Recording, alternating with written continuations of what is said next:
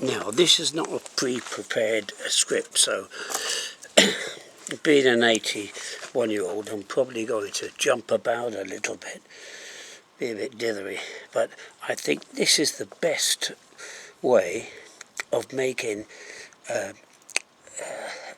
battery packs for cycles.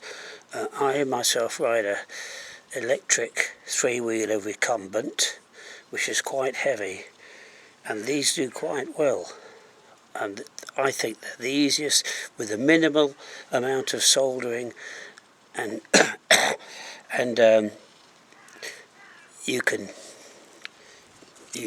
check the cells ever so easy. These are the pieces I use that I purchased on eBay. They're not expensive compared with other ideas for making battery packs.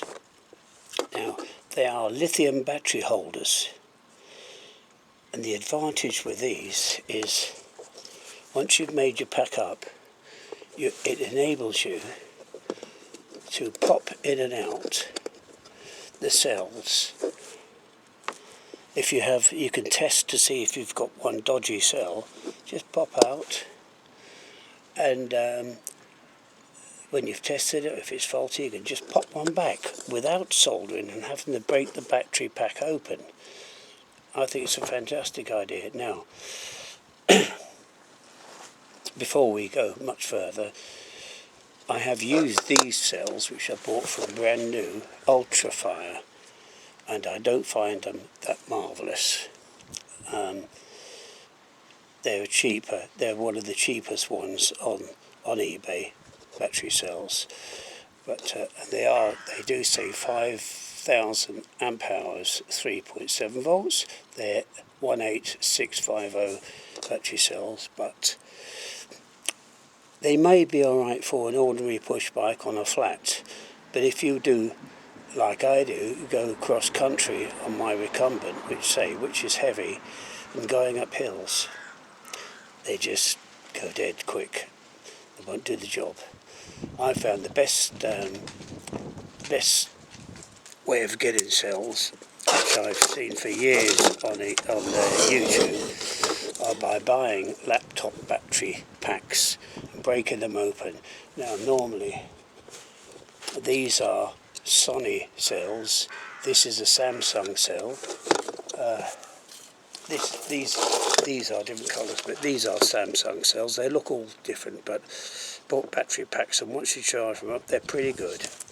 So you can buy battery packs on eBay for around about used battery packs, or sometimes new, including postage, for about £10 each. Now it may seem expensive as for a 48 volt battery pack you need 52 cells. Now it might seem expensive, but it's not as expensive as buying a properly made battery pack that's already made up in a case. Now they also, the ones in cases that are readily made up, they're good, and they do use Samsung cells in those, or Sony cells, but they're expensive. The advantage with this is you can, if you get on with it, which I'm sure you will, you can always double the amperage by doing this and joining another bank of cells to the completed item. You could do this, you see. Just do that quite easily. You just solder these tabs here across. But I found that this 48 volt 152 volt is pretty good. It's pretty good, does the job. Anyway, what I do, as I say, I buy 13. You need 13 of these. It's funny because some people sell them in 12. You need 13 of these. If you have to buy 15, that's okay, because you can use them for other things. Like I use them for wire them across and use them for 12 volts in my on my recumbent for lights and horns and things like that. I've even got indicators. I use a bank of these for that purpose. As to say, so you want 13 of these, which you get on eBay. They're very reasonable. You also want some of this. Oh, it's getting hot. I'm a bit clumsy, me. I just shorted these out.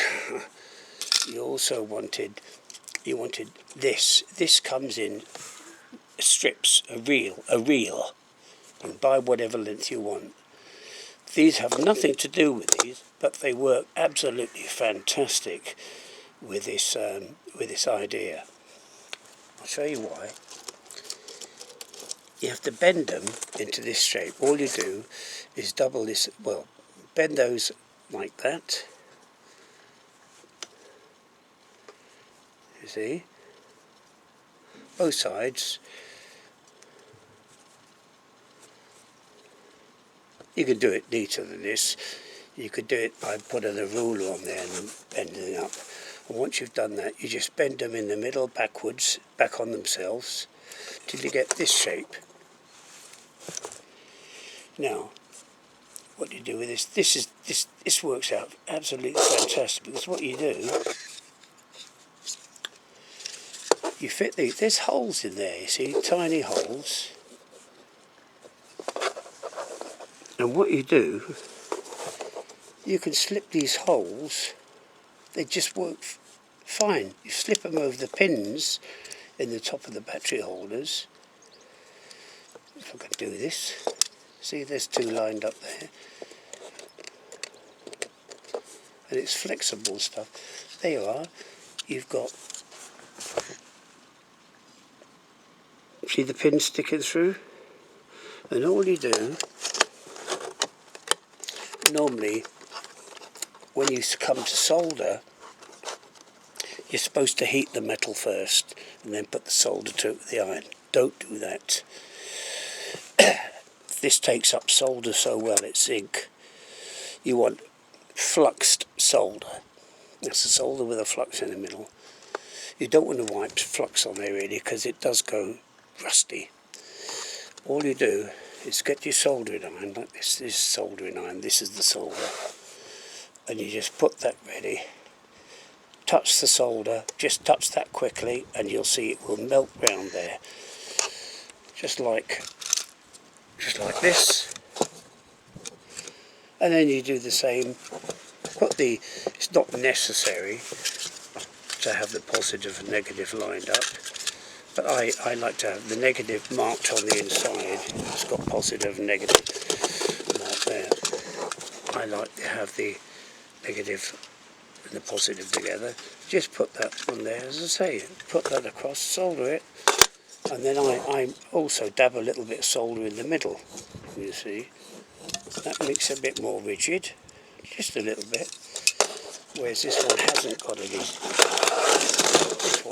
any solder in the middle. This one has, which makes it a bit more rigid. Now once you've done that, when this is finished, that's a positive, that's a negative.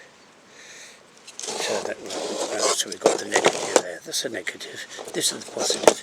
You've just put that bank on there, put an insulator in there, piece of foam or rubber to insulate it, or you could use, don't stick it down, and then you just, because these tabs will be sticking out a little bit, just cut the strip off the, oh, see, that's why you need an insulator. They're getting hot.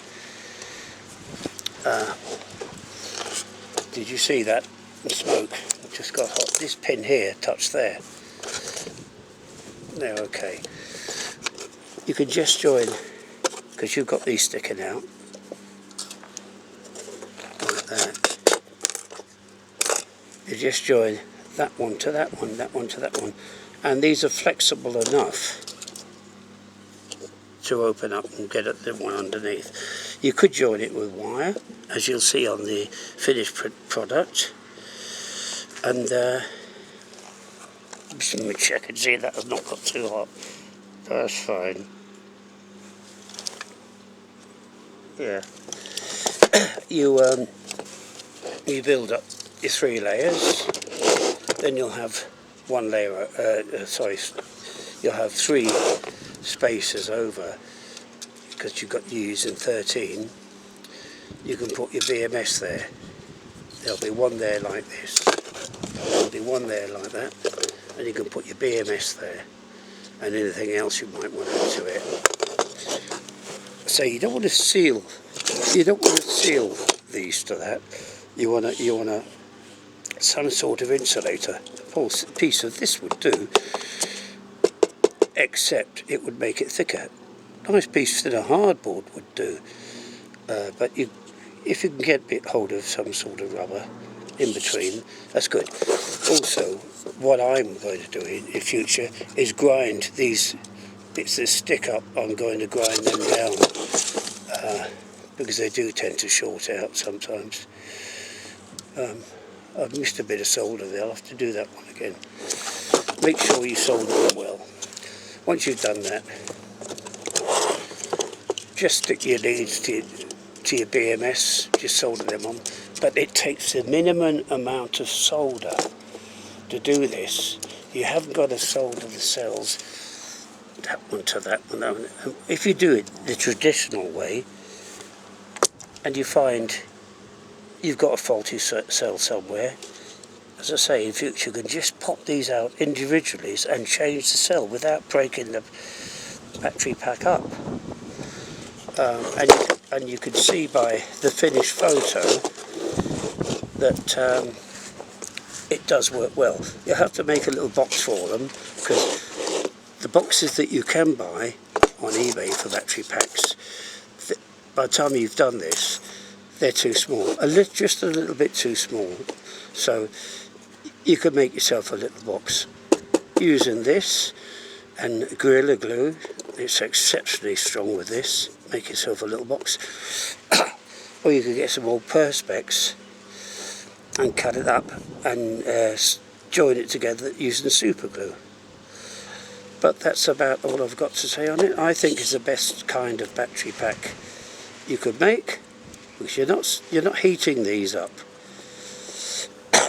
There's no heat ever at all applied, and these don't get hot either. The terminals don't get hot. They're fantastic. So thank you for watching the video, and that's about all I've got to say. As I said though, I wouldn't buy Ultrafire. They're not good. Don't buy cheaper. Buy the best you can afford. Thank you.